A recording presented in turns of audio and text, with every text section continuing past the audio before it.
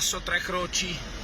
Eccoci qua, beccati, in pieno. Nessun rilievo penale, nessuna evidenza di presunti clamorosi risvolti nelle indagini, solo una sfilza di infrazioni al codice della strada, e di queste è chiamato a rispondere Luca Ghedina, l'allevatore balzato agli onori delle cronache per quel video divenuto virale in cui si vede un inseguimento notturno di un branco di lupi incrociato per caso al passo Tre Croci, uso del cellulare alla guida, guida contromano, mancata osservanza dell'obbligo di fermarsi in presenza di animali e guida a cavallo della striscia continua. I carabinieri forestali del nucleo investigativo di polizia ambientale di Belluno hanno condannato la condotta dell'allevatore, non riscontrando nei sopralluoghi per ricostruire l'accaduto il ferimento o il decesso dei lupi a causa dell'eccessivo dispendio di energie per l'innaturale prolungato e intenso sforzo.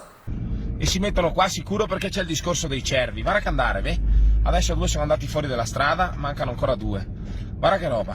Un'attività non nuova per i carabinieri forestali chiamati al monitoraggio del lupo in Veneto anche nell'ambito del progetto transalpino denominato Wolf Alps, in collaborazione con gli uomini della polizia provinciale che stanno cercando attraverso la loro attività di comunicare il ruolo di regolatore del grande predatore nei confronti della densità degli ungulati. Per i militari inutili e pericolose perciò sono le comunicazioni volte a diffondere allarme sociale.